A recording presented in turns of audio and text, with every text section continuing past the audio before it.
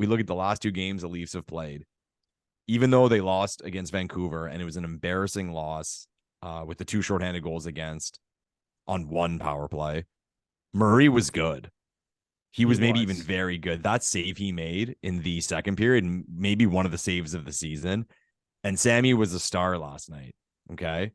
If both are healthy going into the playoffs, in your eyes, who's the starting goalie? You know, it's funny. I literally just had this conversation with my barber this morning. Oh, nice. And you look amazing, by the way. Oh, thank you. Thank you. Shout out to Luca. There you go. Free advertising, Luca. Oh, Luca from Woodbridge is a barber. I'm shocked. But yeah, no, it's an interesting question, Lepore, because this goes back to what we talked about on like a show that we did in September. You know, we talked about who do you think is going to be the guy when it matters? Is it going to be Samsonov or Murray? As well as Murray played in that loss to Vancouver and some of the crazy saves he made, this is Samsonov's net. Ooh. I think it's his net, especially if the Leafs get home ice advantage in the first round and this thing starts at Scotiabank Arena, where Ilya Samsonov has been an absolute monster this season. So even if Matt Murray plays really well down the stretch, and I was originally in the Matt Murray camp. Me too. But this guy's been injured. He hasn't been as reliable. He hasn't been very good at home either. I was checking Matt Murray's home road splits. He has like an 888 save percentage at Scotiabank Arena. Awesome. Samsonov has been incredible on home ice. He's had the better season. He's been more reliable. I know he's had some shaky games and he hasn't been that great at times, but I'm still rolling with Ilya Samsonov as of right now in game 1 of the playoffs. Yeah, goaltending is so funny because any other position, you can really and truly dissect the numbers. And like, because numbers can be inflated, numbers can not be as high as they should be based on expected goals and that stuff.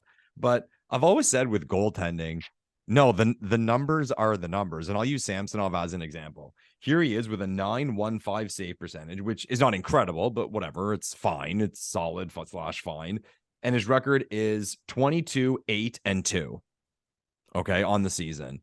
So if someone was to question Sammy right now, and of course you can say, oh, well, let's see if he does it in the playoffs. But if someone was to question what he's done this year, I would say, well, what numbers would he have to put up to impress you? He'd have to be like a 9.25 and have like 4 regulation. Would he have to be a Vezina candidate? That's essentially the next level he would be at if you bumped up his numbers to a noticeable level. So as it stands now, like I think all Leafs fans would agree, and we've said on the show before, this is what Dubas was going for when he made these deals.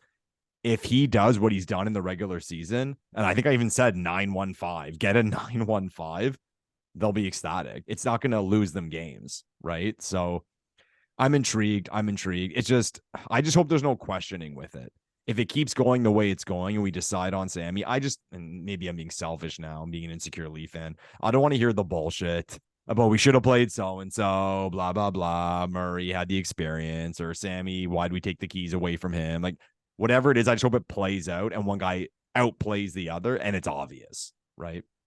What will be interesting to see is if Samsonov is the game 1 starter against Tampa, and let's say Tampa wins the first game 3-1, and maybe Samsonov wasn't that sharp, then what do the Leafs do? Do they stick with Samsonov or do they immediately just give the net to Matt Murray? That'll be interesting to see. Like, do you think that they would just make a switch like that, like no questions asked for game 2 if Samsonov doesn't have a great game 1?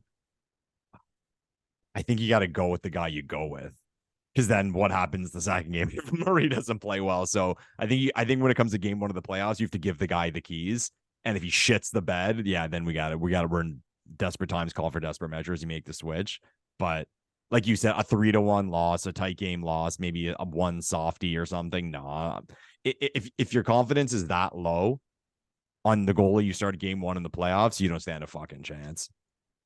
Yeah, you said it, man. I think if you're going to hand the keys to one guy at the beginning of the playoffs, you probably shouldn't let one game change your mind. But the Leafs seem to be in a very interesting situation. And I don't think many teams are honestly in the same spot where you have a guy in mind who's played better all year, but then you also have a guy sitting on the bench who's won 2 Stanley Cups and who's also had a pretty good season. Yeah. It's an interesting spot to be in. Whereas with Tampa, we know it's Vasilevsky. With the Bruins, I mean, the Bruins have 2 good goalies, but we know it's going to be Allmark. We know the New York Rangers are going to be rolling with Shesterkin. Same with even Carolina. It's most likely going to be Freddie Anderson unless he completely shits the bed. Whereas the Leafs are in kind of an interesting little spot here. But we'll deal with that when the time comes. Yeah, I like that, I mean, now we're getting way ahead of ourselves. The Toronto Maple Leafs play the Carolina Hurricanes in the 3rd round.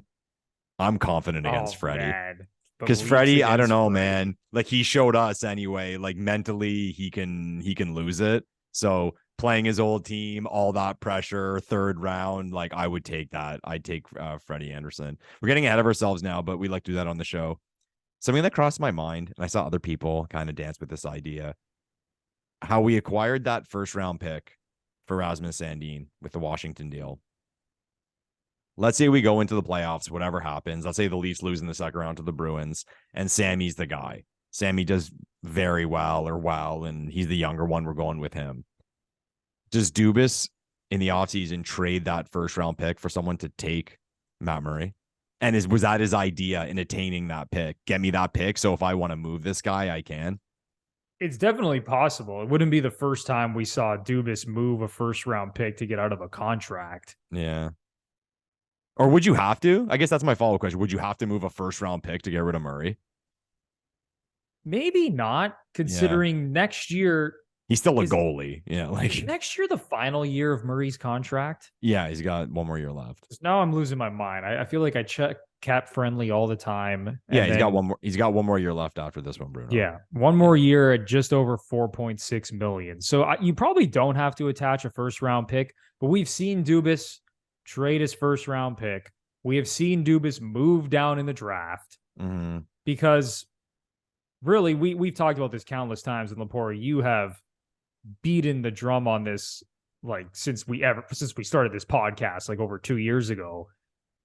When you're picking at the bottom of the 1st round, or let's say within the last 10 to 12 picks, there's no surefire thing. It's not like you're getting a guaranteed NHL player. Yeah. So there's a lot of options.